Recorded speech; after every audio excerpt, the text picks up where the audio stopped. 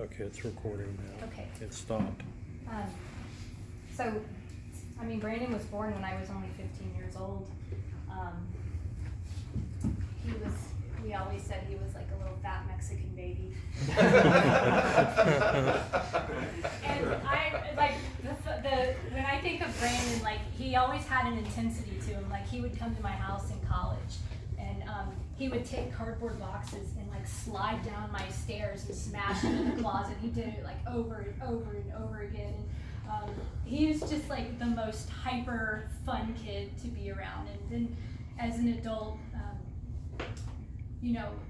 visiting him in Alabama and then bringing my own kids, like, he took an interest in whoever he was with. Like, the kids, he would get out there with the tractor and ride with them and play all kinds of shooting games in the woods, and he just like was able to connect with whatever family member, whatever friend, and so damn funny. Like, he brought humor to everywhere he went, and Brandon living here with us was truly some of our best memories. I could say so much more, but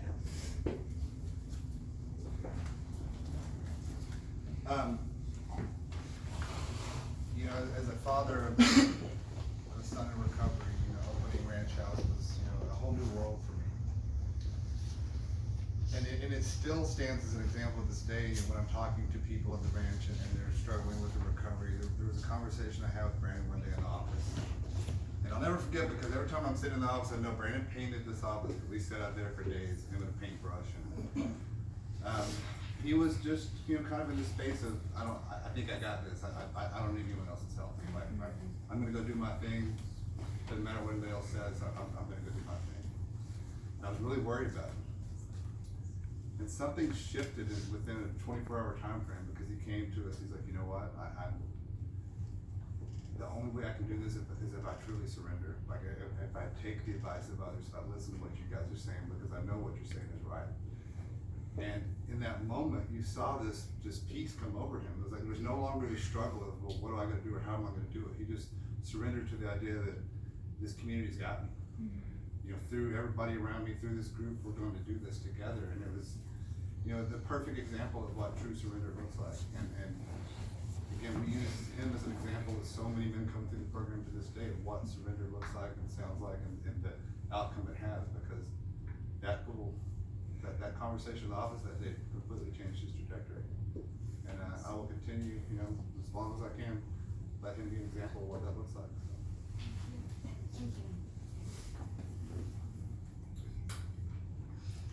My name's Christian. I know Brandon he was a house manager at the ranch when I went through, and that's how I met him. And it wasn't very long into my stay where I noticed his demeanor. He's very, very well spoken, and the words he uses are very impactful. And at the time in my life, I needed that. I needed that for good and for the truth. But so much more came from that. A friendship, a relationship. In a treatment center, I know a good amount of us in this room know, but usually you don't find that in treatment. You don't find a brother, a friend, somebody that's in the house living with you that has authority to be so open and willing to help. And I think me and Brando suffer from similar things in a lot of ways, and we had a lot of meaningful talks. And I just know how big his heart was. I'm pretty sure he would do anything for anybody in this room before he did it for himself. It's kind of like that oxygen mask thing, right? When they fall, you're supposed to put yours on first. Well, I have a feeling Brando would put on the person next to him, And that's the serious I have. I mean, there were nights where I wasn't doing so hot, and me and him would go sit on the back porch and have a cigarette. And I'd somehow every time come back in just kind of centered. A lot of people did that at the ranch, but Brando held a special place. He filled his role no other way that could be done. And it didn't stop. The first person I did anything when I got to Patrick Hensley's house, and Patrick will tell you, Brandon Gwynn will tell you is like, you got to plan to have fun, right? You got to schedule it. You got to have fun. I'm kind of a serious guy. Having fun is sometimes hard. Well, Brando reached out to me my first week out of treatment, came pick me up from the sober house and took me to Lady Bird Lake. We went and kayaked, spent the whole day together, just kayaking in the sun and blaring music and just going all the way down. And that was one of the best days. Just standing there at the creek, I could remember that. And so I threw a stone in the river for him. And I just want to wish him well. When I heard this was a celebration of life, that's exactly what it should be. Because I think everybody knows he's in a good place, in a better place, but he had one hell of a life to celebrate. So thank y'all, and you know, we're all gonna miss him. He really cared a lot about you too. We heard a lot about you. You were one of his dearest friends here. I'm Jack. Brandon and I, we had the same clean day. We were in the 6-man room together. Learning how to crawl, and we went through the ranch together, had many conversations together. A lot of late night conversations, sitting there smoking a cigarette. And then when we got out of the ranch, he came to work for me, and yeah, I mean, I couldn't, we trimmed out a house with me laying on my back, sliding around, and Brandon was right there the whole time with me every morning.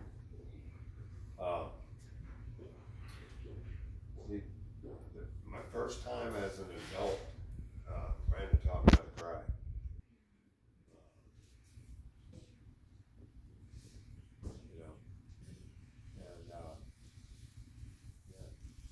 Talk to him last week. And we're gonna go have coffee. I'm gonna miss Brandon. Thanks, Jack. He really cared a lot about you too, Jeff. Sure. And he learned a lot on that job. There's so many things that he didn't know. He was like constantly being challenged. His family, I'm Patrick Hensley. Some of his family members were talking about how Brandon was with kids. I think it's just incredibly easy for him to relate with them. It's almost like a Peter Pan syndrome. And I'm envious of it. Like when you're kids, you have this type of jovial fun and this particular outlook on the world.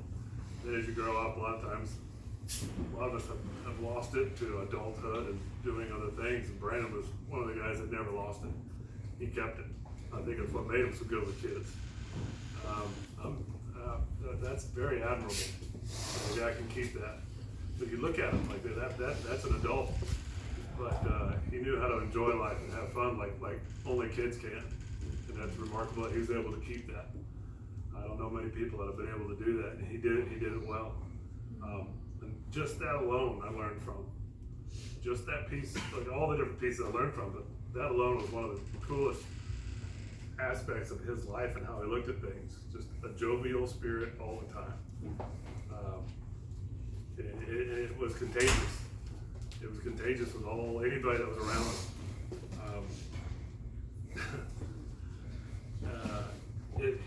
I wrote in the little book, talk about lighting up a room. It's like when Brandon would come in, you're like, oh, here comes fun. That's what you said in your head. Oh, here comes fun.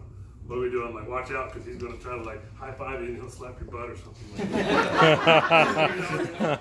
There's something coming. There's something coming. He was able to be serious when we needed to, when we were having a group, when we were having deep discussions. But boy, outside of that, serious was not his MO. It was fun and jovial and joking almost all the time, and that's special. That's special. Too many of us lose that when we grow up. Like he grew older but not up, which is awesome. I'll miss that for sure.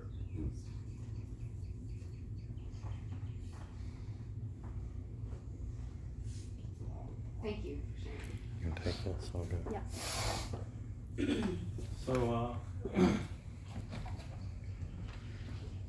I met met Brandon when he was maybe 8 or 9 years old. I was dating his aunt. I already knew where we stood, so I considered him my nephew right away. We were down there in Florida, and I was visiting her, and his family was also visiting. And I remember, one of the things that I always wanted to do was I wanted to surf. And Missy, she was totally in surfer culture, and so she had some friends that had a really nice board that he let me borrow, and I took Brandon out, and we just got out in the ocean with that surfboard. Neither one of us knew what we were doing, but man, we were getting in those waves, and we were getting after it, and he just, 9 years old, so many kids could just be scared, of that ocean and all that stuff, but not him, he was just after it, he was always like that, so just full of life, Yeah. so willing to do whatever it took. And so, Brandon struggled, I guess, as a teenager with addiction and stuff. And there were a couple of times when we were down there, and I was just on him like, Brandon, like, we don't want to find you in the wrong way, and but they were there and we were where we were, and so he wasn't in my life all the time. And so a couple years ago there was a turning point, and I called him up, and we were serious, man, you need to go into recovery, you need to come out here to Texas where we are, you need to get away from everything. And you have to make this decision. You have to want it, and he had so many reasons not to come, so many things that he was attached to, so many things that he felt responsible for, so he struggled even coming here with just feeling like, he was abandoning his responsibilities to take care of himself. And so I said to him, Brandon, you can't help other people unless you help yourself first. And I advised him to come, and he listened. He came out here, and as a result, his life changed, and he came into our lives. I was thrilled. I wanted him to come and be with us. I wanted to spend time with him. I loved him since the first day, and so just having him here and having him around these last couple of years, it's been tremendous. And I think, one thing that hasn't really been said yet about Brandon was what an incredible listener he was. But that guy just was a sponge, he would listen if you had a problem, or he would listen if you were giving him advice. Mm-hmm.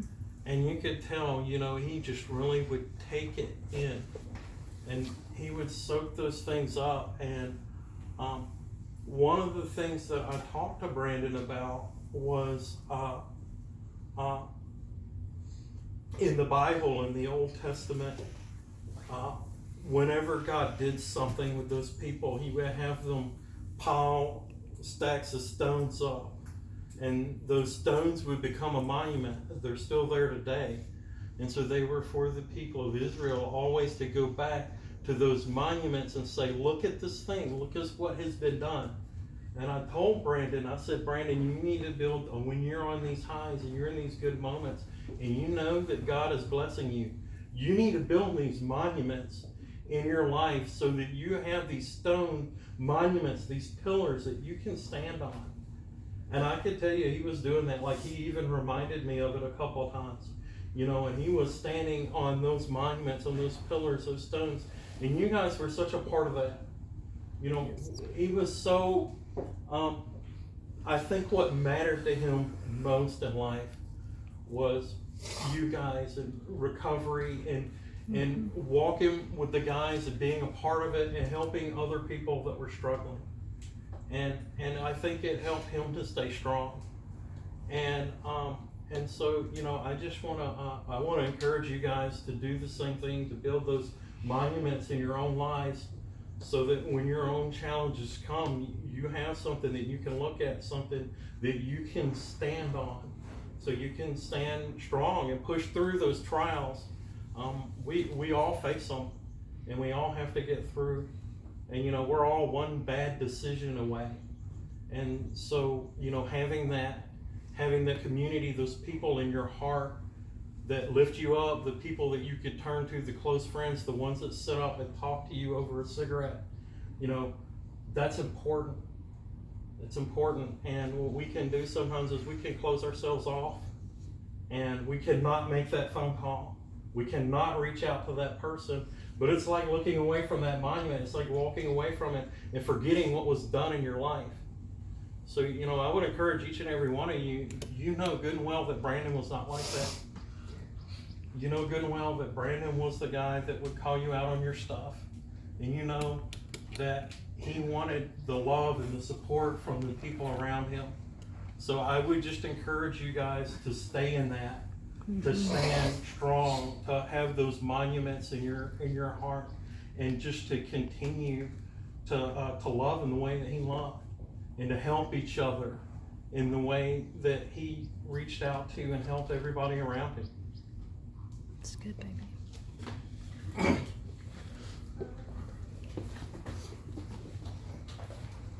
Brandon was like a big brother to me. I remember when he would always make eggs and toast and avocado. So I was asking him, and he would always just help me and guide me through the process. And he would show me how to do everything when he would play his video games. He would always invite me to come in. He'd always play with me when I wanted him to. He'd spend time with me. For my birthday, he took me out to get sushi. And Your first time having sushi. and he just made me really happy, and he definitely changed my life. I felt like his avocado. He did. Yeah, Yum the Yum secret sauce. was salt and pepper. He told me the Yum Yum secret. sauce and sushi Oh, yeah. He didn't even tell me. I would like to say something if I may. My name is Guy. I'm the spiritual director at the Last Resort, where Brandon was. And I have a couple of things to say, especially for those of you who know him very well. I'm pretty sure he was at peace. I'm pretty sure myself and Greg, those voices that told him that he ain't no good, those things that drive most people who are addicted, he not good enoughs. I'm here to tell you he didn't believe that anymore. That's so good. And those were not there. He was very peaceful and very kind. And I remember the last time I saw him was in the cafeteria. And he's just standing there, and I just looked at him. And then I just walked on over and gave him a hug, and I said, I love you, man. He said, I love you too, Guy. Thank you for helping me. And I said, yeah, you didn't think your guardian angel was going to be someone who went to Clemson, did you?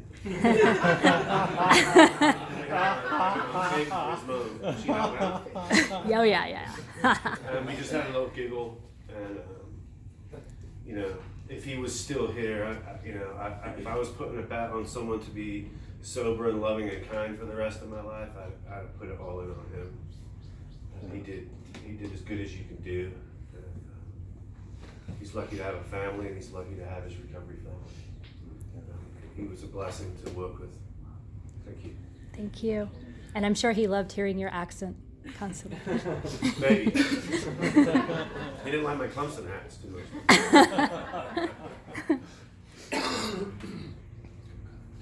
I shared with you earlier that I met Brandon through Amy, and he would come over and hang out. We would grill, and the sweetest thing he did for us, and it goes along with his love of children, was build my girls a playhouse in the backyard. So every time I look at that playhouse, I'm gonna think of him and how kind he was, and like everyone said, how well he listened. And even if you weren't asking for a solution, sometimes he'd give you advice that was really good and really helped. Or just give you like a compliment on your story about how you're doing the best for. I'm a teacher for my students. I would tell him stories about my students, and he was just a great guy. And I'm so glad I got to know him. Thank you. you so much. I'm Amy. When I met Brandon, it was like a really hard time in my life. Getting out of a really bad relationship, and he was there for me. Like you said, he was the best listener, and he knew exactly what to say. He was going through, you know, same kind of thing, and I saw him the morning he died, or the morning of the day he died, and we went and had breakfast, and you know, he was there with, he sounded like he was doing great. He was there with my kids loved him, and he looked great, and yeah, I'm gonna miss him. Thank you, Amy.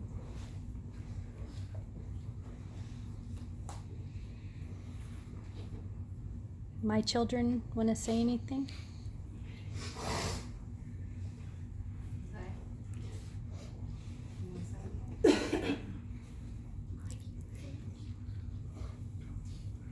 Or anybody. Didn't mean to put you on the spot. My name's Jonathan. I was the Sunday night tech, and Brandon. I used to stay the night for him so he could get a weekend away. Sometimes when he would when he worked at the ranch, he would always leave me snacks in bed. So every single time it would be something different. He really liked Pop-Tarts, and I like Pop-Tarts. So he would He did. He would put Pop-Tarts under his pillow.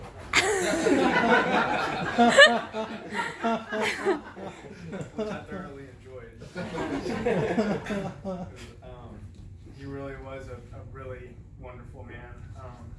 He used to sit in our Sunday night groups and do group with us, and it was always, he was just always like a sensitive person that you knew, like everybody said, that he was a great listener, and he really would drop anything he was doing to come help. He came and helped us move furniture into my house at like 10:15 at night, and everybody knows you can't find people to help move furniture.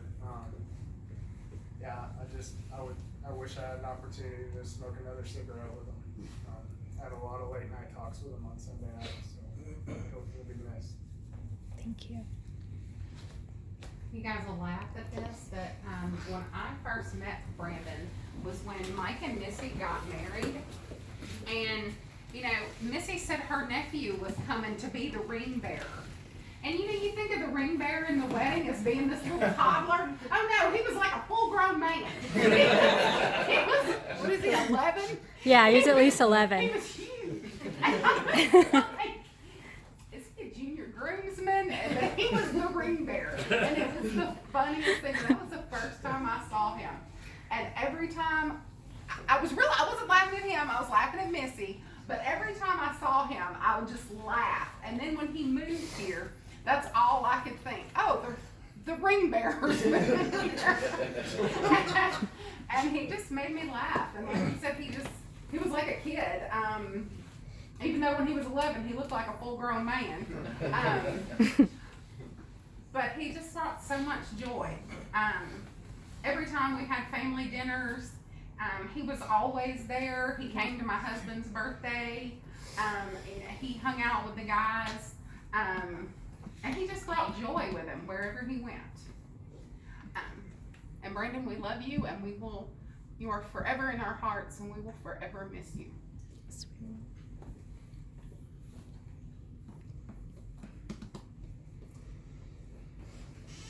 One thing I just wanted to let everybody know that, you know, Ranch House has decided to do, and we don't know the full details of how we're gonna follow through, but we're going to set up a scholarship in his name at Ranch House. So much. Just want everybody to know we're working on that, and it's gonna go towards somebody deserving. I wanna make sure that his story is told and everybody knows just what an incredible person he was. And you know, my dad used to always say, 2 ears, 1 mouth, and you know that listening. You know, everybody's saying that. I can't believe I forgot it, but man, he could just sit there and you could just spill. I mean, you know, I would sit out there with him for hours sometimes, and you know, he just listened to me. You know, man. Yes.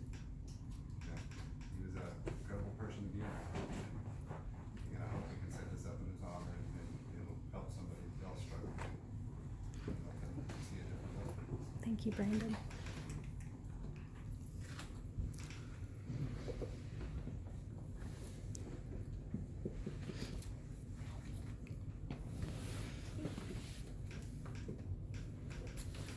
Would anybody Yes, else? in a similar way, I work with these guys at the sober house pretty often, and when someone's struggling with something, we'll talk about it. We'll try to see how he's doing, and I'll try to keep eyes on what's going on with these guys. And I can't even count how many times I'll be like, hey, how you doing with that? You okay? Oh, it's good. I talked to Brandon. I'm good. And like, a couple days later, hey, I know you were struggling with this and this, and you ever find a solution? Oh, I talked to Brandon for like 2 hours yesterday. I'm good. Aww. How many times that would happen? And there was 13 people there, and everyone's, oh, I talked to Brandon. I'm good. He had 13 other choices, but Brandon was the one that listened so well, and it made life easier for everybody there. Really, it's not always easy to open up about things. And he had like a neon sign flashing above, open up to me. I can hold on to this and I can help. Again, just like his childlike style and personality, not a lot of people have that neon sign above them. But boy, when they do, and it's easy when those people, they can get bombarded. And he never slowed down. No. He never said, no, I can't talk right now. He's just that good at it. Thank you.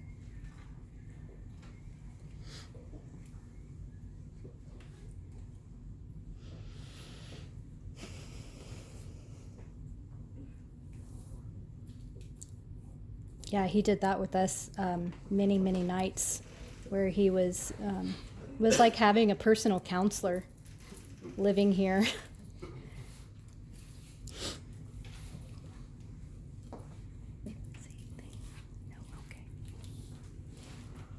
Well, we really, really thank every person for coming out, and we would love to stay connected to you guys. It means so much that each of you came out and shared a piece of who he was with us, and we really value you and love you for that. I pray that there's lots of opportunities to stay connected. You guys are like family. So, I guess one more thing before we wrap it up. I hadn't thought about this for a long time, but it just, it entered into my head maybe a couple hours before you guys got here this afternoon. The conversation that Brandon and I had back in 2020. He was probably not long out of rehab, and we were having this conversation. But we were just talking about things, and one of the things that we were talking about, that he had said that if there was something like this, he would want to be a part of it. And what we would talk about was the fact that there are a lot of young men who have been through recovery, and I guess, there are lots of things that can drive a person into addiction and the things that happen, and sometimes the reason is because there just weren't good men that were modeling what it means to be a good man and what it means to live in this world. And we talked about is that after recovery, that problem isn't gone, right? Like, even if you're clean, for a lot of young men, they just don't know what it looks like. And so we were talking about the possibility of starting something where there were older Christian men who could just spend time with, mentor, and model, things for younger men, and just talk with them. Not necessarily anything that had to do with recovery, but just life in general. And we talked about that, and I started to look into, what would something like that look like? What would it be? And it was one of those things that kind of fell by the wayside. But it was something that I think Brandon really believed in. And it just came back to my mind today. And so I don't know how you start a thing like that, but I think I would want to start it. I would want to put something together like that if there's an interest in it. And so I don't know what that is, but I feel like it was important to Brandon, and honestly it's important to me. It's important to me to see people built up, to see people be the best that they can be. I don't like to think that we're all in this world just to maintain and fight battles, but I think that we all live victoriously. We live from a place of victory, and sometimes people don't know how to get there if they've never seen it. I'm certainly not a perfect example, but there are a lot of good men who I think if there was a program, you know, they would participate in it. They would be there to mentor, you know, younger men who are coming out of recovery. So if you guys think that there's an interest, then I think that I would like to start the process of figuring out how to put something like this together.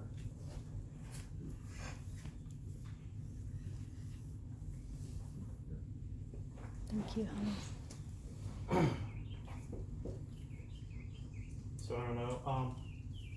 I don't know who has our contact information, but I can either make my phone number available or anyone that has it can make it available. But if there are young men here, or if you know young men who are interested in something like that, then I'd like to talk to them. I'd like to hear what they're interested in, what would work, what their ideas are, what would be helpful. I don't really think I want to put something together. I know a lot of really good Christian men who have the time and would be willing to invest in other people. Mm-hmm. I got about 3 big chats going. I'll put your number on there for everybody. Thank you.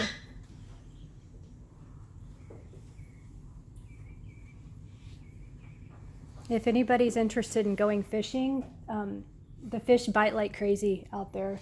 Like, we've got extra poles, and you're welcome. You guys are welcome to just stay the whole day if you want, and take some food home. Spend time with us if you like. I've literally watched. I've been sitting out there on the porch and watch guys throw the line in, and then pull out a fish, take it off the hook, throw it in, and put, like, it's crazy sometimes. I'm like, where are all the fish coming from? But they're down there. Careful if you get Brandon's pole. I bet it like shocks you or something.